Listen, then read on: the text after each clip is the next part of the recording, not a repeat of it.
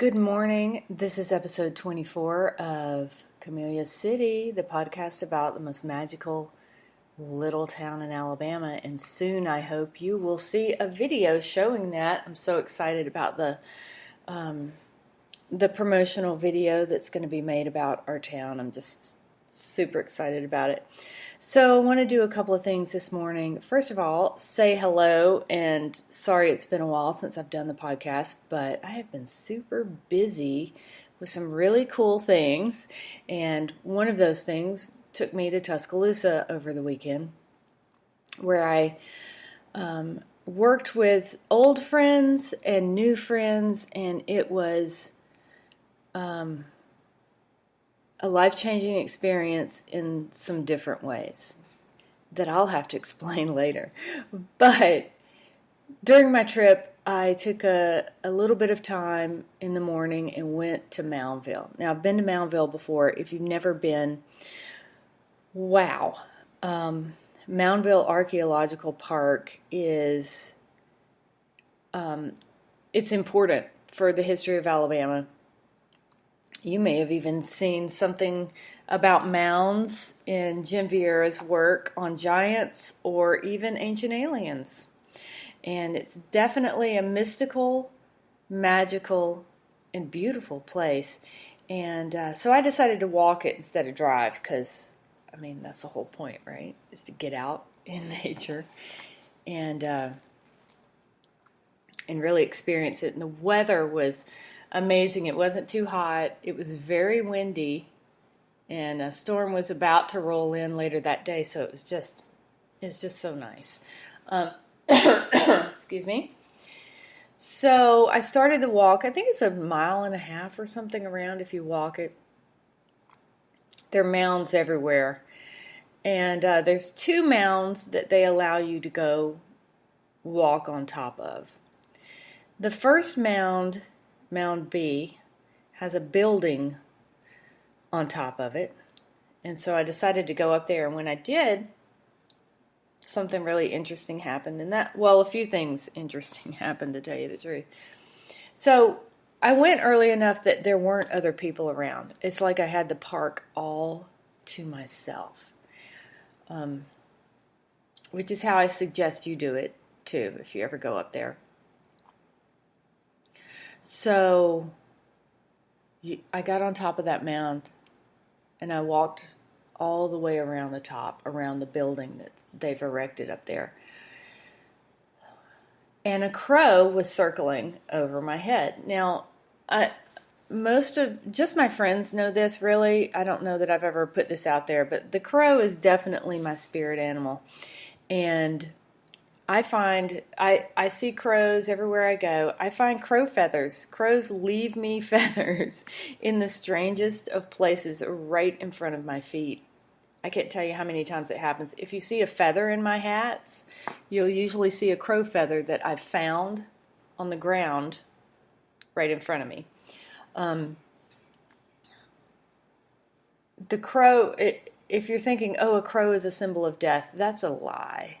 There is no animal of God that God created that is the symbol of death. In fact, anything that God created has nothing to do with death. It has everything to do with life. And the crow, typically, well, I wouldn't say typically, I guess. The crow is a symbol of new beginnings. The crow is a symbol of laughter, magic, creation, destiny, personal transformation, especially, which is what happened to me that day. High intelligence, perspective, being fearless, being audacious, being adaptable. And there's a little bit of mischievousness in the crow. And I think that fits me perfectly, to tell you the truth.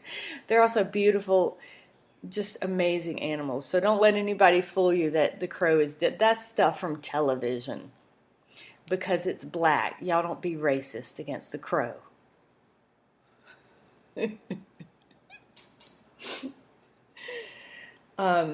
So the crow's circling overhead. And I knew, of course I'm smiling. So I really took my time there because I was alone, and there's a bench there that overlooks the entire park. So I just sat on the bench to meditate, and I decided, I meditate every morning. I think you guys know that.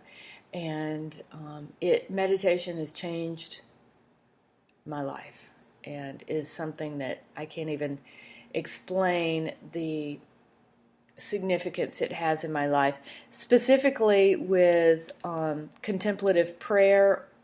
Is what the type of meditation I use is called, based on a 14th century monk's meditation in the book The Cloud of Unknowing.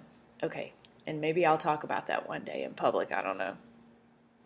So, and the Deepak Chopra meditation, maybe it's just my sort of meditation. I do it all, right? So I'm sitting up there meditating, and I got into such a state. It was amazing and beautiful, and I just felt it, and it was such pure. It's hard to put into words when meditation goes right. You know what I mean? But at some point, right in the middle of all of it, popped up the face of a new friend, Pamela. And I got a little irritated. I'm like, Hannah, get out of my face, Pamela. Get out of my mind. I was doing so good, and I feel like I'm advanced in meditation, although that's probably bullshit. I'm probably not. But in some ways, I feel like I can quiet my mind better than ever before. And here comes Pamela's face in my meditation. So she popped in my mind. And now, mind you, I just met Pamela the day before. So I had to, get back to it. There's the crow. There's Pamela in my mind. And I was like, well, I guess my meditation's done. Okay. All right. But actually, during the meditation, some things came to me that were very private and very amazing. And just, if you really want to change your life, there's two things: gratitude journaling and meditation.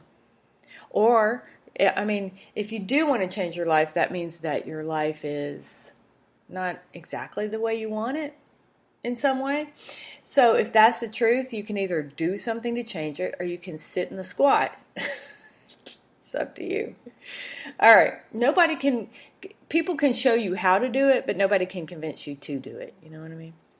So after I left, as I was walking off of Mound B and towards the museum, two things came to mind. One's very, very private and amazing, and another is I've got to get Pamela a gift.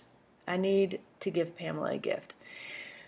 So I walked down to the river, which was quite swollen and moving fast, the Black Warrior. Wow, I can't tell you how amazing this place is. You must go to Moundville. And I was thinking about how beautiful our town is, too, and how not enough people go down to Shirling Lake and do that walking trail, which is also quite beautiful, by the way. So get into the museum, and I find a little gift that I think is perfect for Pamela because it has a heart on it. You guys know the heart is my symbol. And then I found a necklace.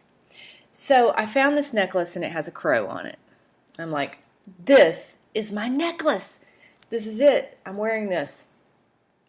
So I put it on right there.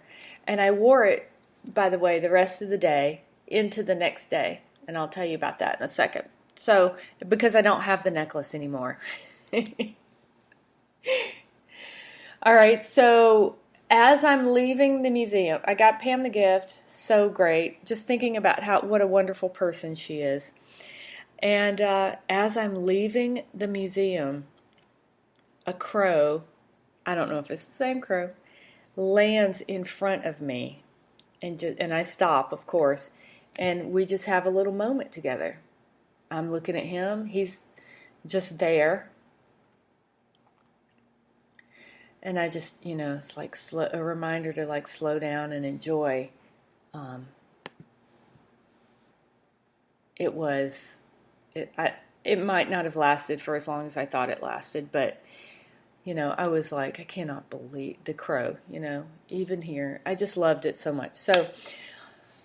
So finally he flew off, and I thanked him and went on my merry way. The next day I am with the people, these new and old friends I'm working with, and a friend I hadn't seen in a while. I just knew instantly when I saw him. I was like, I've got to give this guy my necklace. And so I did. I took my necklace off, and it's weird when you have a feeling you want to do. I'm telling you this because it's weird when you have a feeling you want to do something, and you have that moment where like they're gonna think I'm crazy. But I tell you, if you get past that, your life will get a whole lot more interesting, and maybe they'll think you're crazy. Who cares? Life is so short. Do you think you need to worry about who thinks what of you? Come on. So I took my necklace off, and I told Jeremiah, this is my necklace, and I've been wearing it, and I need to give it to you. I want to give it to you. And it's the crow, and I told him, what the crow symbolizes, and that I felt like he should have the necklace. So I gave Jeremiah the necklace. I hope he enjoys it. It means something to him. It definitely meant a lot to me, and it just felt right, just to give it to him. So, and was able to give Pamela her gift and give her a hug. She's a very brave, beautiful woman. And I was very happy to be in a tiny, tiny, tiny, like minuscule little part of her life. But it was a really transformational weekend in so many ways. And so when you see a crow, realize that's not the symbol. Stop going, ooh, a crow's spooky. That is that's an animal in God's creation. They're magical and wonderful animals. So let's give crows some true respect from now on. All right, so what I want, and by the way, it's a short trip. You could do it in a day. You could drive up there early, go see the park, and then head home back to Greenville. It would be nothing to do it, so think about it. All right, so speaking of Greenville, the magical, wonderful town of Greenville, the Camellia City, we've got so much stuff coming up, and I'm going to tell you that in just a second, but this week is kind of a regular week except for two special things.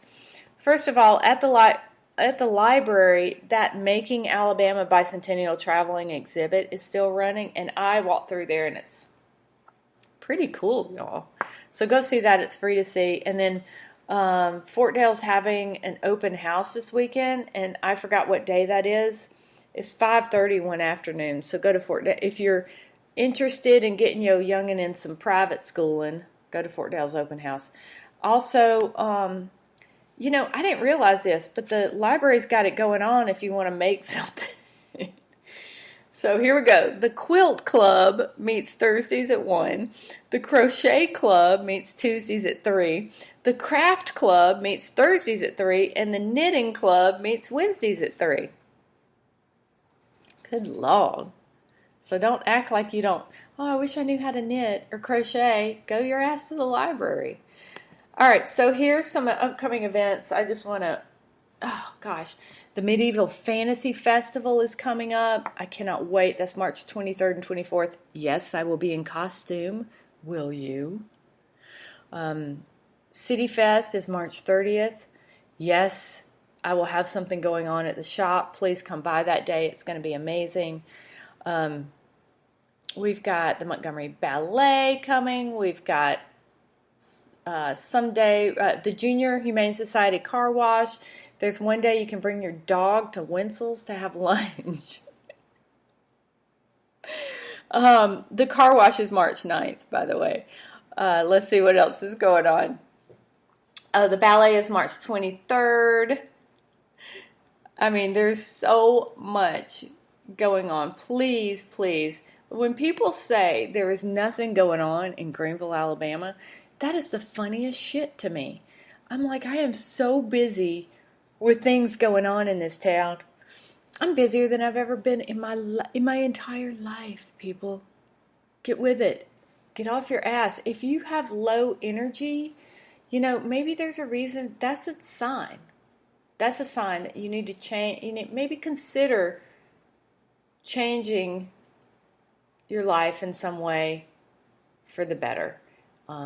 Life is supposed to be lived with excitement and joy and passion.